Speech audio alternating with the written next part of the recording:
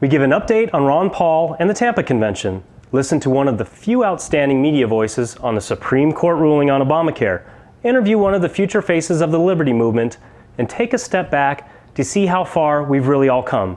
This and more. Let's get ready to evolve.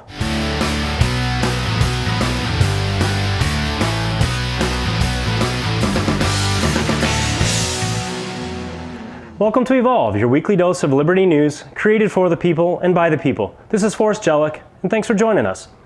To start off, I'm going to ask this question. Why am I even donating my time and effort to speak about Ron Paul anymore? I mean, the mainstream media hasn't mentioned him in over a month, Mitt Romney is the presumptive nominee, and that just maybe our revolution was a paper tiger? That maybe the Ron Paul revolution is over, right? Wrong, wrong, wrong, wrong. Wrong, wrong, wrong, wrong. You're wrong. Of course it's not over. It just started. And that's what this week's episode is all about. A perspective of just how far we've come and where we just might go. Let's remember, George Washington fought the British for 6 years, and that revolution didn't happen overnight. And speaking of which, today is Independence Day, so happy Independence Day to all you freedom fighters. So to start, in order to make a splash in Tampa, the Ron Paul camp officially needs to win that 5th state, and it looks like this weekend could officially be it. And let's be honest, frankly, without the GOP shenanigans, it could have come much earlier. Yet it appears that a battle for control of Nebraska's Republican Party is underway, with supporters of Ron Paul attempting to wrest leadership of the party away from Governor Dave Heineman. Apparently, Mr. Heineman has been asking supporters of Ron Paul to be good sports and get behind Mitt Romney. Which is kind of funny and ironic because I don't ever seem to recall the GOP ever being good sports or playing good with Ron Paul, and we won't forget that. Nor the fact that the GOP hasn't been conservative in decades and now backs an individual with a conservative record that frankly gives the average Democrat a run for the money. Now for Ron, it appears that the campaign has secured the 11,000-seat Sundome for Sunday, August 26th, the day prior to the convention in Tampa, which left many wondering just what the Ron Paul camp was up to. Well, we can't say that we didn't warn the system, whether it's fighting like hell to get that nomination or to shape the platform. Ron hasn't quit working for us for over 30 years and he's not about to stop now. And I have a feeling neither are any of you. When campaign advisor Doug Weed was asked this last week about what the Ron Paul camp was planning to do with the $3 million the campaign still had in the coffers, he stated, and I quote, "We have a reason behind getting those delegates and we are not going to release it," end quote. And I think that might just have something to do with 11,000 or so of Ron Paul's closest friends throwing a good old-fashioned Liberty hoedown in Tampa. I want you to know. So planes, trains, or automobiles, get your tickets now, and I'll see you in Tampa. Aside from ramping up for Tampa, if you haven't heard, Ron Paul's Audit the Fed bill cleared out of committee without amendments or opposition, which means now it'll be coming up for a vote. Now last time, if you remember, the bill was gutted. So this time it seems as if there's more support and it still needs you. That means get on those phone lines and blister the ears of your representatives. Let them know that nothing less than a full open audit is acceptable and that you will hold them accountable come election time. And trust me, those calls work. And now I'd like to give a little shout out to the great folks at Liberty Maniacs for the great and the Fed artwork. So go visit their website and pick yourself up something special. Now finally, as you have all heard, Obamacare was found constitutional by the Supreme Court this last week. Or was it? The theme for the show this week is looking how far we've come. Does anyone remember the media in 2008 saying anything supportive or even neutral about Ron Paul, much less ever mention his name? Excuse me. All right, move on. Nothing to see here. Please disperse. Nothing to see here, please. This time around, we have Ben Swann on our side, and his brilliant investigative journalism has much to say about whether the Affordable Care Act is constitutional or not. Now you're really going to want to see this. Well, Chief Justice John Roberts surprised the nation when he became the swing vote on the Affordable Care Act. Roberts wrote the majority opinion and explained why the individual mandate is constitutional. But the ruling may have actually made the entire health care law invalid. I'll tell you why in a minute. But first, let's get to the background. During the fight to pass the Affordable Care Act in 2010, Democrat lawmakers continually insisted that the health care law was not a tax, rather was enforceable under the Commerce Clause. That means the Affordable Care Act is now the biggest tax increase in U.S. history. The Congressional Budget Office in March predicted the health care law will cost $1.76 trillion over 10 years. That's double what lawmakers claimed it would cost when they passed the law. So what you need to know, it's why under this ruling, the Supreme Court may have just invalidated the entire health care law. Article 1, Section 7 of the U.S. Constitution. All bills for raising revenue shall originate in the House of Representatives, but the Senate may propose or concur with amendments as on other bills. Now, could you imagine if we would have had someone like Ben Swan back in 2008? So it appears that after all, this may not be over, and that in fact, it may be null and void, which brings me to my favorite word of this decade, nullification. And for those of you that don't have this book from Tom Woods, you're gonna wanna go out and get it now. Today we are fortunate to have Jonathan Bidlack on the show with us.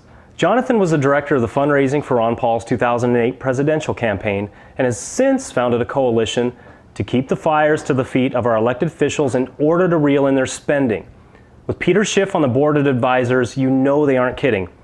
Jonathan, welcome to the show. It's great to have you. How are you doing today? Great, thanks for having me, Forrest. Now, rumor has it you're out in Virginia right now and the power's out and you're doing this from your iPhone, correct?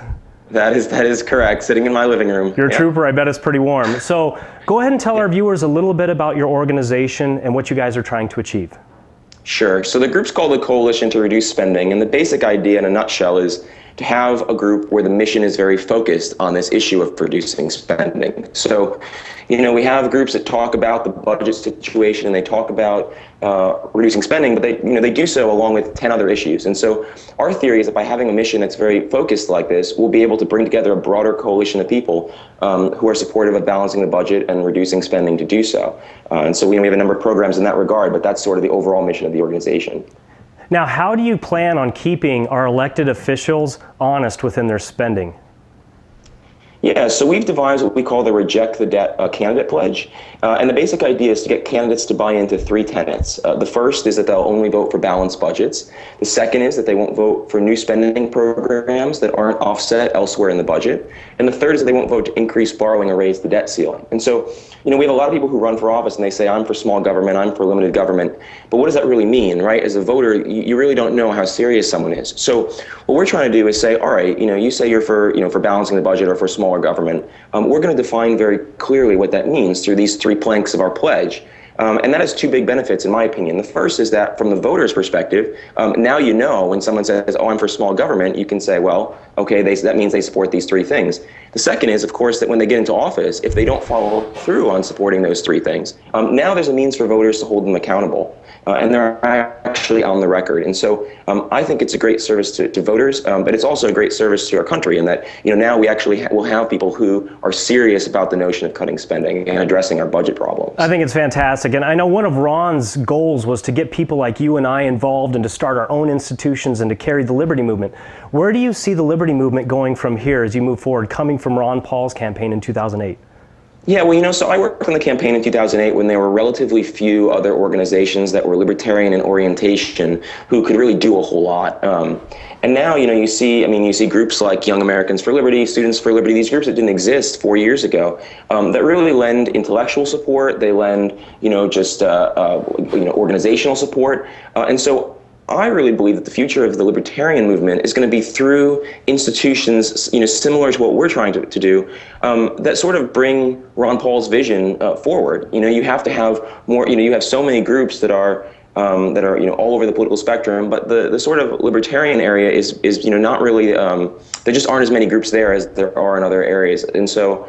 I think that that's really what needs to happen. Is there need to be more groups that sort of share this vision and move forward a piece of it, and keep kicking the ball forward on all fronts. And so our sort of strength is we're focusing on the notion of cutting spending, and that's I think our contribution to this. And so that's I'm really optimistic that we're going to be able to continue to make headway and sort of advance this goal in much the same way that Dr. Paul's been doing on the national stage. I totally agree. Now, where can people find out about your organization and help you guys out?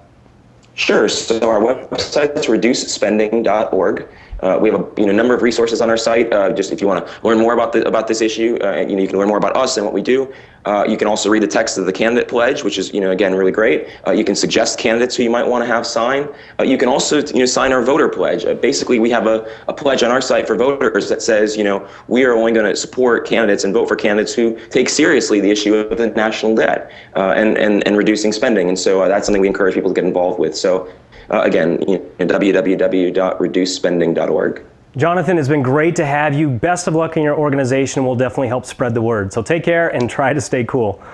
Thanks a lot, Forrest. Appreciate it. You bet. Take care. All right, folks. So go like them on Facebook. Go ahead and tweet about them. Tell your friends and just get involved. Your donations and support could be that fire that keeps the Ron Paul movement alive. So go to reducespending.org and consider your support. Okay, Liberty friends. To close out the show, I wanted to take a heartfelt minute to remember just how far we've come and discuss where we can go. Since 2008, we've started our own coalitions, founded our own media outlets, and become a movement to be reckoned with since Ron's last run. Now, as I discussed on our last show, there was a lot of frustration the last few weeks, and frankly, I've seen it blow up across my Facebook page daily. Rand Paul lovers, Rand Paul haters, conservatives, libertarians, classical liberals, ANCAPs, Liberty folks, all alike. Now listen, I understand the frustration of putting everything you have into Liberty and continually getting beat up by the system. We show up to play a fair game and the deck is constantly stacked to give us 3s and 7s. That's not a good blackjack hand. But look, let's take a look at really how far we've come. We've come from Ron Paul's 5th place in Iowa in 2008 and no delegates to Ron going to the convention this year with a horde of delegates and 11,000 or so of his closest friends to support him. We have those in the media like Ben Swan that are not only outstanding and some of the best this country has, but understand the Liberty perspective. We have some of the most brilliant economists and historians like Bob Murphy and Tom Woods. We have incredibly gifted bloggers like Jack Hunter. We have businesses and organizations that have sprung up out of the movement like Liberty Maniacs I talked about earlier, the Coalition to Reduce Spending, and Liberty Classroom, like I mentioned on a former episode, that we can all call our own. The Fed is now a household name and it doesn't have a good reputation. We are on the cusp of getting the Fed audited, and who knows exactly what will happen at the convention. Ron could still pull it off, and if not, help shape the Republican platform. But what if he doesn't? Well, we do like my Liberty friends Scott Davis, David Radowitz, and Carl Ariaza have done here in the city I call home, and that I love. They've taken local office positions and are now moving forward on a local level, and one day sooner than later, we will be victorious. So before you go hating and go blasting my Facebook page, just understand that many of the people I've mentioned above are people I know personally, and I can tell you they are truly gift to the Liberty movement. I can vouch for them. We may not agree on everything. Honestly, it's impossible even to do that with our loved ones and our family. But we're just that. We're the Liberty family. And let's keep it that way. Division is for middle school math class, not for the Liberty movement. I say, let's keep fighting united for our independence. No matter how we brand ourselves, we all stand for the same thing, freedom for all. And with that, thanks again for joining me on Evolve. So how far do you think you've come since 2008? How far do you think we will go? Is it over, or have we just started?